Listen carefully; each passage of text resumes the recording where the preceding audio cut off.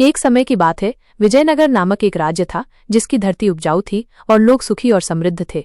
इस राज्य पर महाराजा रुद्रदेव का शासन था। वे एक महान योद्धा तो थे ही, पर उससे भी बढ़कर वे अपनी प्रजा के लिए एक सच्चे संरक्षक थे। उनकी सबसे बड़ी खूबी उनका न्याय था। वे बिना किसी भेदभाव के हर छोटे बड़े मामले में अपनी विवेकशीलता और बुद्धिमत्ता का परिचय देते थे। उनकी इसी खूबी के कारण दूर दूर तक उनकी ख्याति फैली हुई थी। महाराजा रुद्रदेव का राज्य न्याय और नैतिकता के सिद्धांतों पर चलता था। वे स्वयं साधारण वेशभूषा में अपने राज्य का भ्रमण करते थे ताकि वे अपने लोगों की वास्तविक स्थिति जान सकें। एक बार इसी तरह वे भ्रमण पर निकले थे तो उन्होंने देखा कि एक किसान अपने खेत में काम करते हुए बहुत चिंतित था।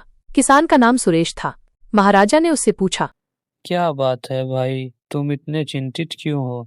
ने अपनी व्यथा सुनाई। उसने बताया, मालिक, मेरे पड़ोसी रामू ने मेरी जमीन में से हिस्से चुरा लिया है, मेरे को आगे बढ़ा दिया है, लेकिन कोई मेरी नहीं सुन रहा। सुरेश ने कई बार रामू से इस बारे में बात की, पर वो मानने को तैयार नहीं था।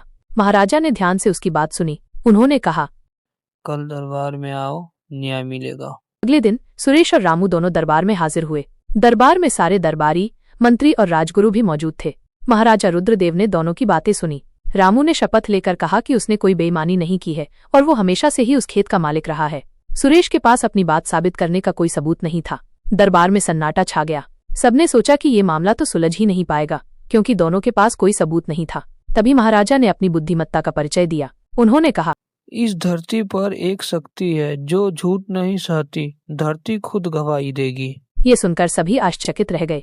महाराजा ने अपने सैनिकों को आदेश दिया कि वे दोनों को लेकर विवादित खेत पर जाएं। जब सब लोग वहां पहुंचे तो महाराजा ने सुरेश और रामू दोनों को बुलाया। महाराजा ने पहले रामू से कहा, तुम अपनी बात साबित करने के लिए इस धरती की सौगंध खाओ। रामू ने बिना सोचे समझे धरती पर हाथ रखकर सौगंध खाई कि वो सच्चा है। इसके बाद महाराजा ने सुरेश से कहा, अब तुम भी अपनी बात साबित करो। सुरेश ने कहा, महाराज, मैं सौगंध खाने से पहले एक काम करना चाहता हूँ।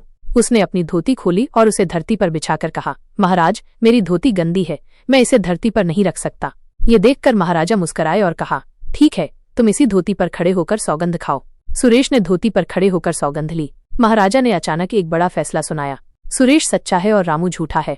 सुरेश की धोती गवाही दे रही है कि उसने जिस धरती को अपने पैरों में दबा रखा है वो उसकी अपनी है। धोती का गंदा होना ये दिखाता है कि वो अपनी धरती से कितना जुड़ा है।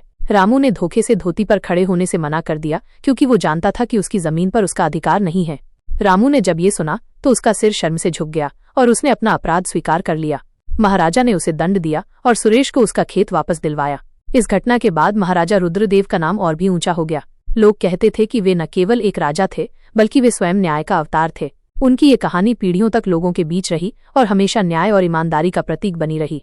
उनकी याद में उस राज्य में हर साल न्याय का महोत्सव मनाया जाता था, जहां लोग सच्ची ईमानदारी और मेहनत का सम्मान करते थे। महाराजा रुद्रदेव की विरासत न्याय और सच्चाई की नींव पर खड़ी थी और वो विरासत हमेशा जिंदा रहेगी।